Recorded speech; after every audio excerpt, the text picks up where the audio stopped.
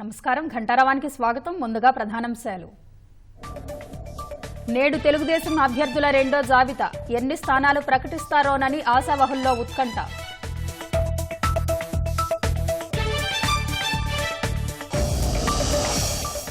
ఉద్యోగార్థుల పాలిట శాపంలా ఏపీపీఎస్సీ నిర్లక్ష్యం. గ్రూప్ 1 మూల్యాంకనంలో అవకతవకలతో అన్యాయం.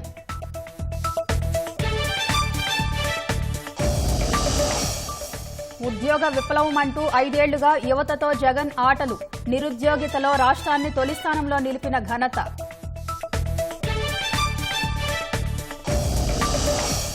పారిశుద్ధ్య కార్మికుల ఆరోగ్య భత్యంపై మాట తప్పిన జగన్. 243 కోట్ల భారాన్ని స్థానిక సంస్థలపై మోపిన ప్రభుత్వం.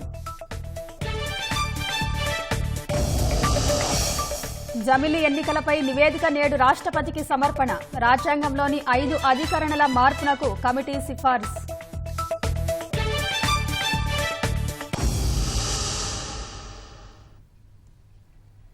వచ్చే సార్వత్రిక ఎన్నికలకు తొలి జాబితా కింద 94 అసెంబ్లీ స్థానాలకు అభ్యర్థుల్ని ప్రకటించిన తెలుగుదేశం మళ్లీ జాబితా అభ్యర్థుల్ని నేడు ప్రకటించనుంది. పొత్తులో భాగంగా 31 అసెంబ్లీ స్థానాలను జనసేన భాజపాలకు కేటాయించడంతో మరో 50 స్థానాలకు అభ్యర్థులను తెలుగుదేశం ప్రకటించాల్సి ఉంది. 8 పార్లమెంటు స్థానాల్లో జనసేన భాజపాలు పోటీ చేయనుండగా మిగిలిన 17 చోట్ల పార్లమెంట్ అభ్యర్థుల్ని తెలుగుదేశం ప్రకటించాల్సి ఉంది. నేడు ప్రకటించేదే తుది జాబితా కాదని, మరో జాబితా కూడా ఉండవచ్చనే సంకేతాలు పార్టీ అధిష్టానం నుంచి వస్తున్నాయి. 67 మందిలో రెండో జాబితాలో ఎంతమందికి చోటు దక్కుతుందనే సస్పెన్స్ సర్వత్రా నెలకొంది.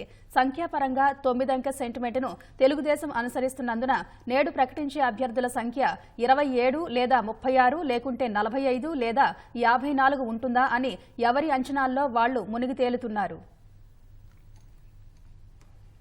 వచ్చే ఎన్నికల్లో టికెట్ ఆశిస్తున్న పలువురు తెలుగుదేశం నాయకులు అధినేత చంద్రబాబుని ఉండవల్లిలోని ఆయన నివాసంలో కలిశారు.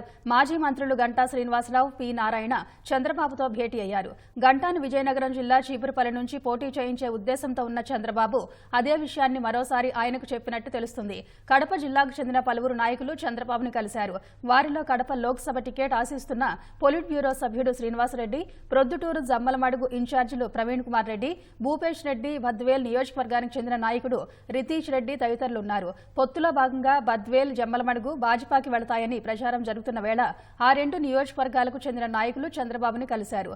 ఒకే లోక్సభ స్థానం పరిధిలోని 2 అసెంబ్లీ సీట్లను భాజపాకి ఇవ్వాలనుకోవడంపై పునరాలోచించాలని, ఆ 2 చోట్ల తెలుగుదేశం బలంగా ఉందని వారు అధినేత దృష్టికి తెచ్చినట్టు తెలుస్తుంది. ప్రొద్దుటూరు టికెట్ తనకే ఇవ్వాలని ప్రవీణ్ కుమార్ రెడ్డి కోరినట్టు తెలుస్తుంది. 2018 గ్రూప్ 1 నోటిఫికేషన్ ఆధారంగా ఏపీపీఎస్సీ నిర్వహించిన మెయిన్స్ పరీక్షపై ఇచ్చిన తీర్పులో హైకోర్టు కీలక అంశాలను పేర్కొంది. జవాబు పత్రాల మూల్యాంకనానికి వైకాపా ప్రభుత్వం ఏపీపీఎస్సీ అనుసరించిన విధానం చట్ట విరుద్ధమని తేల్చి చెప్పింది. రెండోసారి, మూడోసారి చేపట్టిన మూల్యాంకనాలు న్యాయబద్ధంగా లేవని స్పష్టం చేసింది. ఈ నేపథ్యంలో ప్రధాన పరీక్షకు అర్హులుగా పేర్కొంటూ 2022 మే 26న ఏపీపీఎస్సీ జారీ చేసిన జాబితాను రద్దు చేసింది.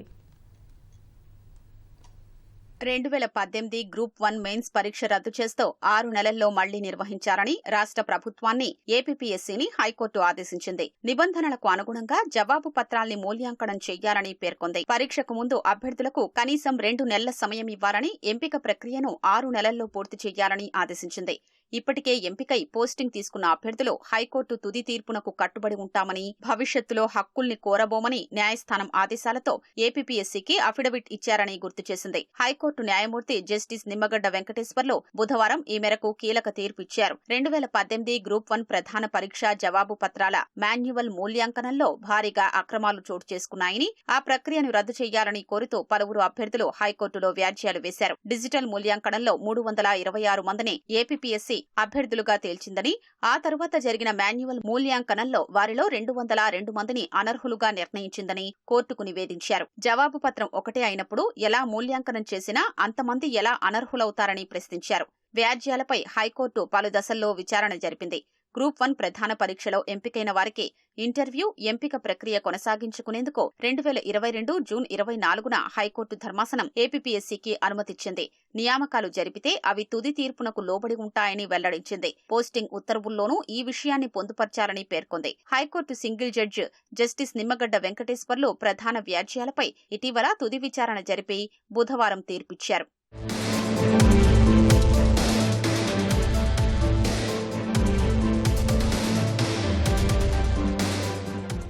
ఐలాండ్ ఆవాస రిసార్ట్స్ లో 2021 డిసెంబర్ 5 నుంచి 2022 ఫిబ్రవరి 26 మధ్య తొలిసారి మాన్యువల్ మూల్యాంకనం చేసినట్లు పిటిషనర్లు ఆధారాలతో రుజువు చేశారని ధర్మాసనం తీర్పులో పేర్కొంది. మాన్యువల్ మూల్యాంకనం కోసం అవసరమైన సామాగ్రి ముద్రణ, సరఫరా కోసం డేటాటెక్ మెథడాక్స్ ప్రైవేట్ లిమిటెడ్ సంస్థకు ఏపీపీఎస్సీ 2021 నవంబర్లో 17,936 రూపాయలు చెల్లించినట్లు పిటిషన్లో తెలిపారని వెల్లడించింది.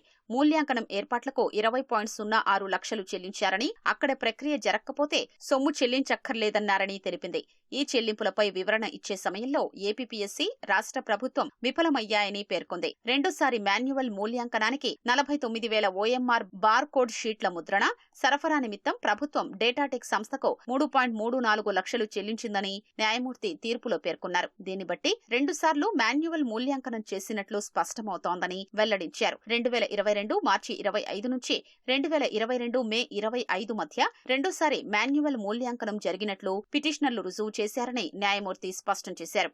ప్రజల్లో విశ్వాసం కలిగించేలా రాష్ట్ర ప్రభుత్వం, యంత్రాంగాలు నిష్పాక్షికంగా పరీక్షలు నిర్వహించాలని హైకోర్టు తీర్పులో వ్యాఖ్యానించింది. 3 మూల్యాంకనాల్లో అక్రమాలకు పాల్పడి లబ్ధి పొందిన వారిని గుర్తించడం సాధ్యం కాదని, పరీక్షను రద్దు చేయడమే ఉత్తమమని ధర్మాసనం తెలిపింది. మూల్యాంకనంలో అక్రమాలు, అవకతవకలు చోటు చేసుకున్నాయని, పిటిషనర్లు సమర్పించిన ఆధారాలు రుజువు చేస్తున్నాయని చెప్పింది. నిష్పక్షపాతంగా మూల్యాంకనం చేయడంలో ఏపీపీఎస్సీ, ప్రభుత్వము విఫలమయ్యాయని తేల్చి చెప్పింది. జవాబు పత్రాల్ని చేత్తో దిద్దాలని హైకోర్టు ఆదేశించాక ఏపీపీఎస్సీ, రాష్ట్ర ప్రభుత్వం మరిన్ని అవకతవకలకు పాల్పడ్డాయని పేర్కొంది. ఈ అవకతవకలే ఎంపిక ప్రక్రియ చట్టబద్ధతను వేలెత్తి చూపడానికి కారణమయ్యాయని స్పష్టం చేసింది. ఏపీపీఎస్సీ, జగన్ సర్కార్ తీరుతో జవాబు పత్రాల మూల్యాంకనం నిష్పాక్షికంగా, న్యాయబద్ధంగా జరగలేదని కోర్టు భావించినట్లు వెల్లడించింది. 2-3 సార్లు మాన్యువల్ మూల్యాంకనం చేయడం ద్వారా ప్రతిభావంతులైన అభ్యర్థుల్ని అనర్హులుగా పేర్కొని నచ్చిన వారిని ఎంపిక చేసే అవకాశం ఉందంది. ఈ నేపథ్యంలో మాన్యువల్ విధానంలో మూల్యాంకాన్ని రద్దు చేస్తున్నామని హైకోర్టు తీర్పులో పేర్కొంది. పిటిషనర్ల తరపున సీనియర్ న్యాయవాదులు జంధ్యాల రవిశంకర్, ఎం విజయ్ కుమార్, న్యాయవాదులు జె సుధీర్, ఫణికుమార్, తాండవ యోగేష్ తదితరులు వాదనలు వినిపించారు. కడుపు కట్టుకుని రూపాయి కూడబెట్టి చాలా మంది తల్లిదండ్రులు కన్న బిడ్డల్ని చదివిస్తారు. అప్పులు చేసి మరీ ఉన్నత చదువులు చెప్పిస్తారు. అలాంటి పిల్లల చేతుల్లోకి డిగ్రీలొచ్చి ఏళ్లకేళ్లు గడిచిపోతున్నా కొలువులు రాకపోతే ఆ పేద కుటుంబాల పరిస్థితి ఏంటి? పిల్లలు నిరాశ నిస్పృహల్లో కూరుకుపోతారు. తల్లిదండ్రులు ఆర్థికంగా ఇంకా చితికిపోతారు. ఏపీలో అలాంటి దౌర్భాగ్య స్థితినే సృష్టించారు జగన్. సర్కారీ కొలువులు భర్తీ చేయకుండా యువతరం కలల్ని కాలరాశారు. నిరుద్యోగులు అత్యధికంగా ఉన్న రాష్ట్రాల్లో ఏపీని నంబర్ 1గా తయారు చేశారు.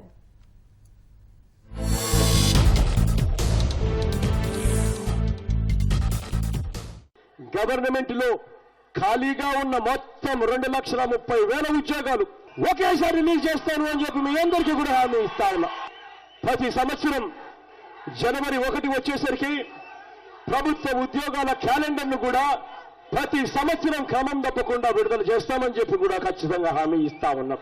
ఎన్నికలలో ఒక మాట చెబితే ఆ మాట మీద వాళ్ళు నిలబడకపోతే ప్రజలు ఆ రాజకీయ నాయకుని కాలర్ పట్టుకుంటారని చెప్పి భయం అనేది రాజకీయ నాయకునికి లేకపోతే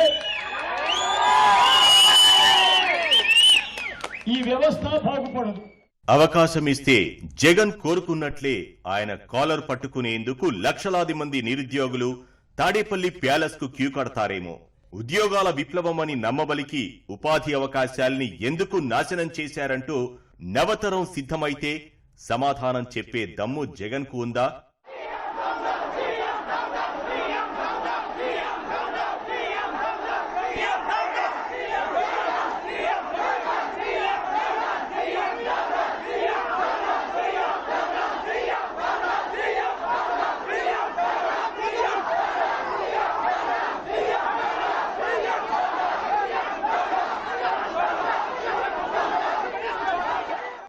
పాఠాలు చెప్పాల్సిన మేము ఇక్కడ నడి రోడ్డు మీద ఉండడానికి ఈ దుస్థితికి కారణం మీ దగా ప్రభుత్వం సార్.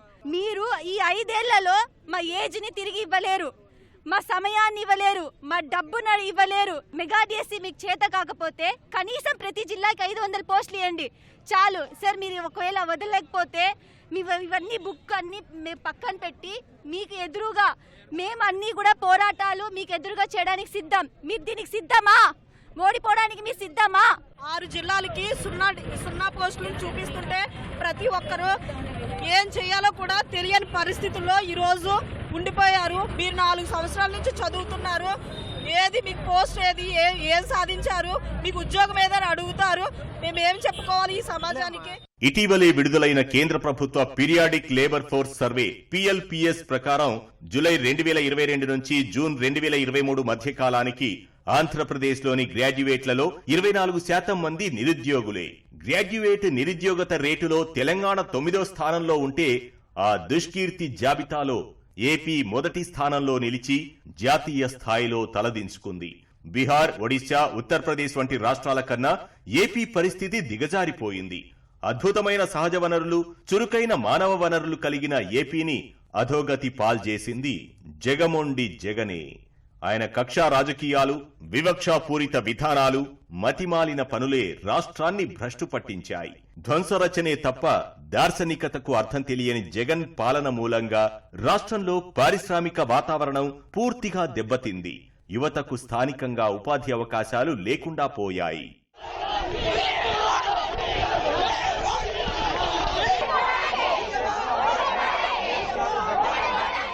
జగన్ వస్తారు, మాకేదో జాబ్స్ ఇస్తారు, మేమేదో లైఫ్లో సెటిల్ అవుతామని చెప్పి చాలా ఎదురు చూసాం. కానీ అది ఒక నిరాశగానే ఉంది తప్ప మేము ముందుకెళ్లే అవకాశం అయితే మాకైతే లేదు. మేమనుకున్నాం జగనన్న వస్తే వాళ్ళ నాన్నగారి లాగా ఈయన కూడా నిరుద్యోగులకి న్యాయం చేస్తారు అని అనుకున్నాం. పోనీ ఇతర పోస్టులు ఏమన్నా పడితే డిగ్రీ బేస్ మీద రాద్దాం అంటే ఏ పోస్టులు ఇంకా ఏం రావట్లేదు. దేశంలో యువతకు అత్యధికంగా ఉద్యోగాలిస్తోంది ఐటీ, BPO రంగమే. తెలంగాణలో ఐటీ ఉద్యోగుల సంఖ్య 9 లక్షలకు పైబడింది. మరి ఏపీలో ఎంతమంది ఉన్నారంటే తలెత్తుకోలేని పరిస్థితి. దీనికి కారణం జగన్ పెడసర్పు పాలనే. రాష్ట్ర విభజన అనంతరం చంద్రబాబు సర్కార్ కృషితో ఏపీలో ఐటీ రంగం కొత్తగా మొగ్గతొడిగి మారాకు వేయడం ప్రారంభించింది. అంతలోనే అధికారంలోకి వచ్చిన జగన్ సర్కార్ మొగ్గ దశలోనే తుంచేసింది. యువతకు ఉపాధి, రాష్ట్రానికి రాబడి అందించే ఐటీ రంగానికి జగన్ చేయూతనివ్వకపోగా గత ప్రభుత్వ శ్రమ ఫలితాలను దుంపనాశనం చేశారు. ఐటీ కంపెనీలను ఏపీకి తీసుకువచ్చేందుకు తెలుగుదేశం ప్రభుత్వం డిజిగ్నేటెడ్ టెక్నాలజీ పార్క్ విధానాన్ని పాటించింది. దాని ప్రకారం దరఖాస్తు చేసుకున్న కంపెనీలకు అద్దెలో రాయితీ, విద్యుత్, ఇంటర్నెట్ సౌకర్యాలు సమకూర్చేవారు. ఆయా సంస్థలు కల్పించే ఉద్యోగాల సంఖ్య ఆధారంగా నగదు ప్రోత్సాహకాలను అందించేవారు. మూర్ఖత్వమే తప్ప ముందు చూపులేని జగన్ ఆ విధానాన్ని మూలకు నెట్టారు. ఫలితంగా దాదాపు 100 చిన్న మధ్య తరహా ఐటీ కంపెనీలు మూతపడ్డాయి.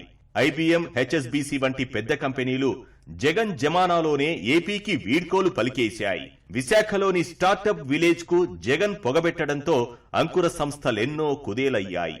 ఐటీ, BPO కంపెనీలు ఎక్కువగా ఉండే ప్రాంతాల్లో రియల్ ఎస్టేట్, రిటైల్, రవాణా, ఆహార, వినోదాలతో పాటు ఇతరేతర సేవల రంగాలు వేగంగా అభివృద్ధి చెందుతాయి. కొన్ని లక్షల మందికి అవి ప్రత్యక్షంగా, పరోక్షంగా ఉపాధి అవకాశాలు అందిస్తాయి. ఏపీకి ఆ భాగ్యం లేకుండా చేసిన జగన్ యువత పరాయి రాష్ట్రాలకు వలసపోవాల్సిన దుస్థితిని తీవ్రతరం చేశారు. ఈ ప్రభుత్వం వచ్చిన తర్వాత 4.5 సంవత్సరాల్లో కనీసం ఒక ఐటీ కంపెనీ కూడా ఇన్సెంటివ్ అనేది రిలీజ్ చేయలేదు. It is not a business friendly environment. Revenge politics కానీ ఇలాంటివన్నీ చేయడం వల్ల negative image of Andhra Pradesh international ఇన్వెస్టర్స్కి వెళ్ళిపోయిందండి బాగా. అందువలన ఐటీ రంగం విశాఖపట్నంలో కానీ ఆంధ్రప్రదేశ్లో కానీ టేక్ ఆఫ్ అవ్వలేదు. ప్రతి శుక్రవారం పూట ఎంప్లాయ్మెంట్ ఆఫీసులో మీరు పెడితే చదువుకున్న పిల్లలు వస్తారు, ఎంప్లాయీ అంటే పెద్ద పెద్ద కంపెనీలు వస్తాయి. వచ్చినప్పుడు వీళ్ళకి ఉద్యోగాలు షూట్ చేసుకుంటారు, వాళ్ళకి నచ్చిన ఉద్యోగాలు ఏది బాగుంటుందో చూసుకుంటారు. అది కూడా బాగుండేది. ప్రభుత్వ శాఖలు ఎవరు కూడా దాన్ని పట్టించుకునే పరిస్థితి లేకుండా పోయింది. రాష్ట్ర మేలు కోసం గత ప్రభుత్వం చేపట్టిన ఎన్నో మంచి పనుల్ని అకారణంగా అటకెక్కించిన జగన్ విద్యార్థులకు నైపుణ్య శిక్షణను అందించేందుకు ఉద్దేశించిన ప్రాజెక్టులకు అలాగే పాతరేశారు. మన పిల్లలకు హై ఎండ్ స్కిల్స్ నేర్పించాలని నోటితో సూక్తి ముక్తావళి బోధిస్తూ చేతల్లో విధ్వంసక విధానాన్ని అమలు చేశారు. చంద్రబాబు మీద కోపంతో సిమెన్స్ ప్రాజెక్టులో భాగంగా ఏర్పాటైన నైపుణ్య కేంద్రాలకు తాళాలు వేయించారు. 2 లక్షల మందికి పైగా విద్యార్థులకు నైపుణ్య శిక్షణ, 70,000 మందికి పైగా పిల్లలు మంచి ఉద్యోగాలు పొందేందుకు దారి చూపింది సిమెన్స్ ప్రాజెక్ట్. అన్ని కుటుంబాల్లో వెలుగు నింపిన ప్రాజెక్టుపై బురద జల్లటం, విద్యార్థులకు అన్యాయం చేయడం తప్ప జగన్ చివరకు సాధించిందేంటి?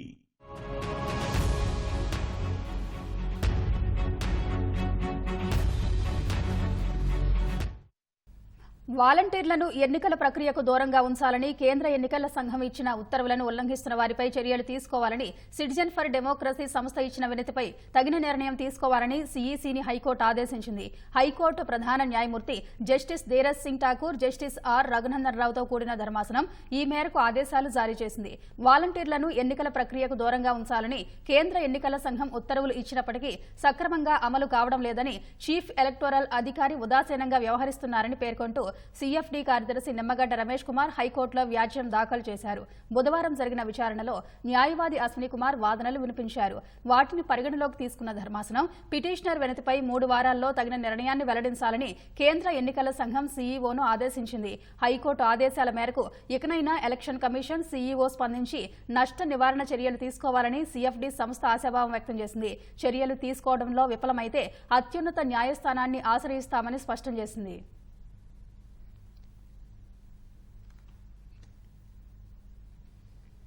విద్య, వైద్యం, ఉపాధి వంటి కీలకమైన అంశాలను వైకాపా ప్రభుత్వం గాలికి వదిలేసిందని జనసేన పార్టీ ప్రధాన కార్యదర్శి నాగబాబు ఆరోపించారు.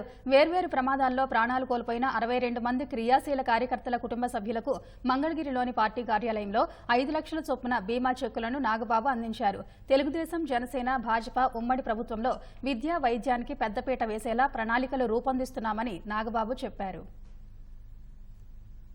విద్య, వైద్యం ఈ 2 హై ప్రయారిటీ జనసేన పార్టీకి. అలాగే ఉపాధి కూడా.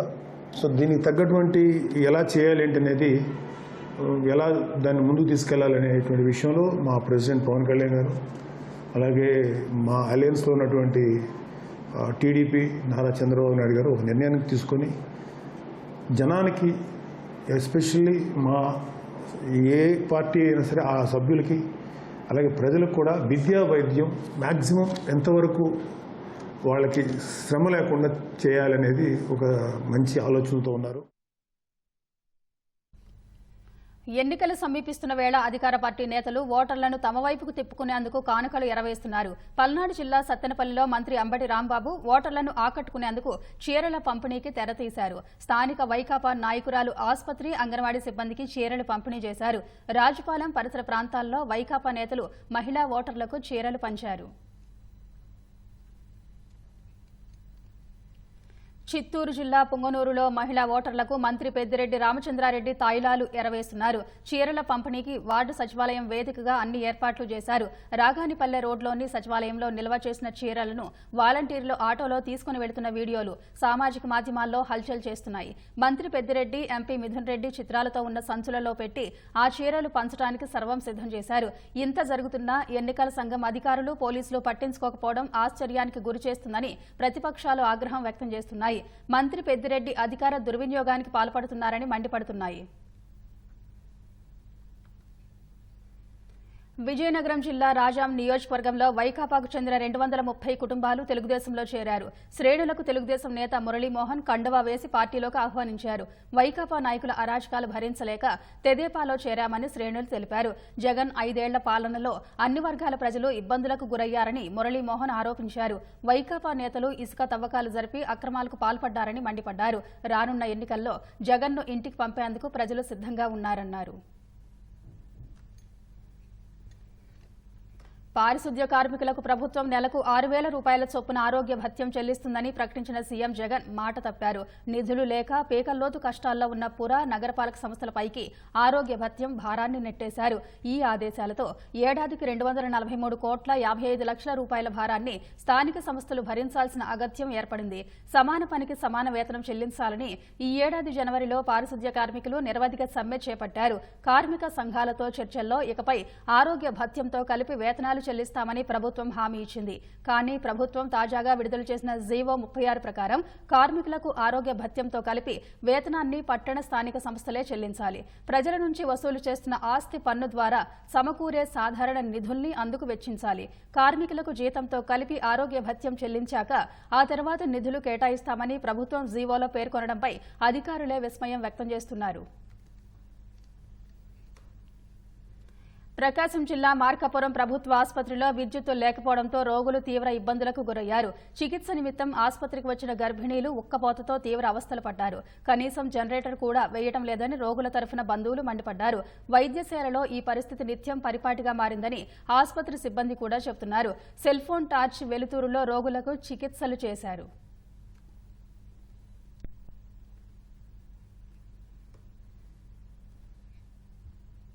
పంజాబ్, హర్యానా రైతులు దేశ రాజధానిలో కిసాన్ మజ్దూర్ మహాపంచాయత్ నిర్వహించేందుకు ఢిల్లీ పోలీసులు అనుమతించారు.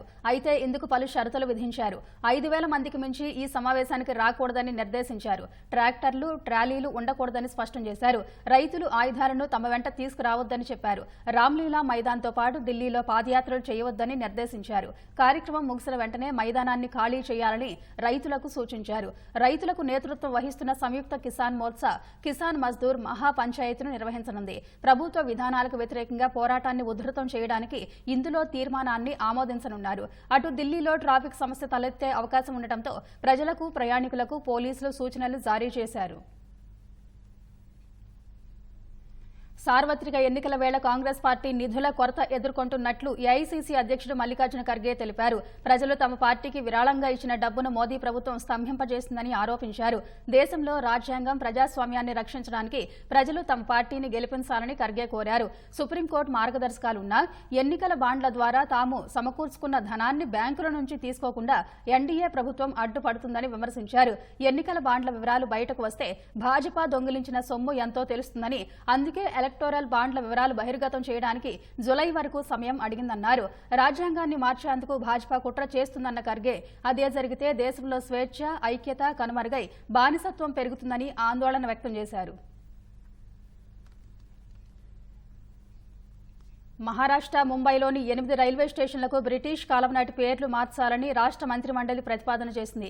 కేబినెట్ సమావేశంలో ముఖ్యమంత్రి ఏక్నాథ్ సిందే ఈ నిర్ణయం తీసుకున్నారు. పశ్చిమ, కేంద్ర రైల్వే ఆధ్వర్యంలోని ఈ 8 స్టేషన్లు ముంబై సబర్బన్ పరిధిలో ఉన్నాయి. మంత్రిమండలి నిర్ణయం ప్రకారం కట్రీ రోడ్ స్టేషన్ను లాలాబాగ్గా, శాండ్ హట్స్ రోడ్ స్టేషన్ను డోంగ్రీగా, మెరైన్ లైన్స్ స్టేషన్ పేరును ముంబాదేవిగా, చర్నీ రోడ్ స్టేషన్ను గిర్గావ్గా, కాటన్ గ్రీన్ స్టేషన్ను కాలా చౌకీగా, డక్యార్డ్ రోడ్ స్టేషన్ను మజ్గావ్గా, కింగ్స్ సర్కిల్ స్టేషన్ను తీర్థంకర్ పారదర్శనాథ్గా మార్చాలని మంత్రిమండలి నిర్ణయించింది.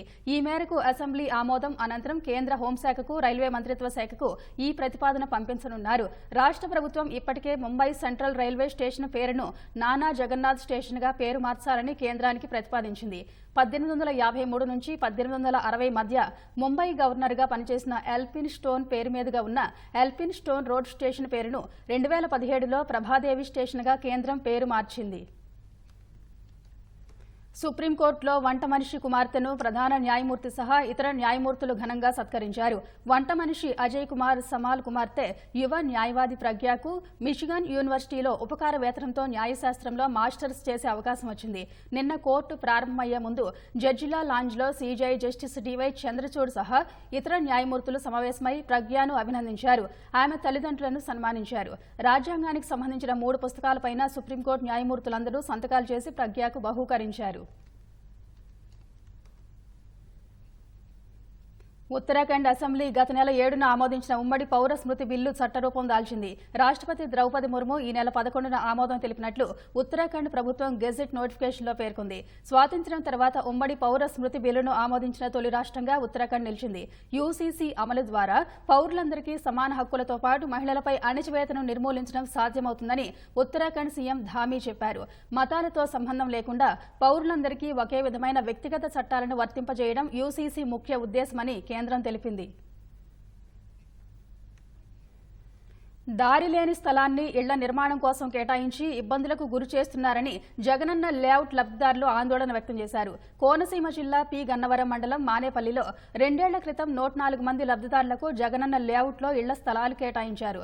పనులు ప్రారంభించిన కొంతకాలానికి ఓ రైతు తన స్థలంలోకి వెళ్లేందుకు అనుమతి లేదనడంతో నిర్మాణాలు సగంలోనే ఆగిపోయాయి. దారి లేని స్థలాన్ని తమకు ఎందుకు కేటాయించాలని బాధితులు లబోదిబోమంటున్నారు. ఇప్పటికైనా అధికారులు స్పందించి దారి కేటాయించాలని మొరపెట్టుకుంటున్నారు. దారి లేదండి. నేను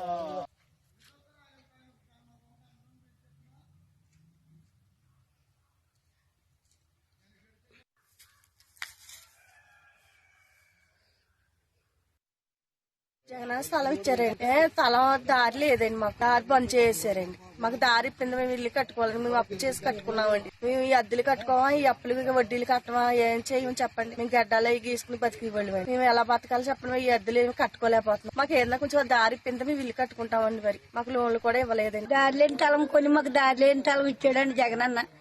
ఎన్నో పోట్లు పడుతున్నామండి, ఎక్కడికి రమ్మంటే అక్కడికి వెళ్తున్నాము. ఎందుకంటే మమ్మల్ని ఇన్ని పోట్లు పెడతాం, పుత్తులు పూసలు అన్ని తాగట్టు పెట్టుకుని ఎట్టుకున్న వడ్డీలు పెరిగిపోతున్నాయండి. దిక్కు దివాణం లేకుండా ఉన్నామండి. ఇప్పుడు 8 నెలలు అవుతుందన్న దారి బగ్గి. మరి అత్తగారులు ఎవరన్నా తండ్రి పుణ్యం కట్టుకొని మాకు ఆ దారి ఇటుదారి చెప్తాడని మేము కట్టుకోవడానికి సిద్ధంగా ఉన్నాం. లోన్లు కూడా ఇవ్వలేదండి మాకు. ఆనేపల్లి గ్రామంలో మాకు 100 మందికి ఇల్లు పట్టాలు ఇచ్చారండి. పట్టాలు ఇస్తే మామూలుగా ఇచ్చిన ఒక 6 మాసాల తర్వాత మీరు ఇల్లు కట్టుకుంటారా లేకపోతే స్థలాలు మరి వెనక్కి చేసుకుంటారని పంచాయతీ ద్వారాగా మమ్మల్ని అడిగారండి. అడిగితే సరే మరి మాకు లోన్లు గట్ట కావాలి కదంటే లోన్లు తర్వాత ఇస్తారండి, బేస్మెంట్ వరకు కట్టుకుంటే లోన్ వస్తుంది అన్నారండి. అలాగే మేము అప్పులు చేసి మరి అవి తాగట్లు పెట్టుకుని మొత్తం మీద అప్పులు చేసి బేస్మెంట్లు కట్టుకున్నామండి. బేస్మెంట్లు కట్టుకున్నాక అంతవరకు కూడా పక్కనే మరి రైతు సహకరించిన వల్ల రైతు దారి ఒకటి లోపలికి మాకు లారీలు గట్రా వచ్చాయండి. ఈ బేస్మెంట్లు వేసుకున్నాక వాళ్ళ దారి బంద్, మరి రైతు దారి బంద్ చేశారండి. ఈ స్థలానికి దారి కొనకుండా మరి మబ్బి పెట్టి ఈ పట్టాలు ఇచ్చి మమ్మల్ని ఇవాళ మేము ఇక్కడ వేసుకున్న బేస్మెంట్లకి ఖర్చు పెట్టుకుని అప్పులు అయిపోయామండి. ఈ స్థలం ఇవ్వకపోయినా మాకు బాధ లేకపోతే తలం ఇచ్చాక మేము ఎంతో బాధపడుతున్నామండి. ఎమ్మెల్యే గారి దగ్గరికి వెళ్ళామండి, తర్వాత మరి మన కలెక్టర్ ఆఫీస్కి వెళ్ళామండి, తర్వాత ఎంఆర్ఓ ఆఫీస్కి వెళ్ళాము, మా గ్రామ ప్రెసిడెంట్ దగ్గరికి 100 సార్లు తిరిగాం. తిరిగి ఇదిగో అదిగో అన్నారు కానీ దారి అనేది ఏర్పాటు చేయలేదు. ఏదో జగనన్న గారు దయచేసి కాలనీకి ఏర్పాటు అందరికి ఇవ్వడం సైట్లు ఇచ్చారండి. అందులో శంకుస్థాపన చేసుకున్నానండి.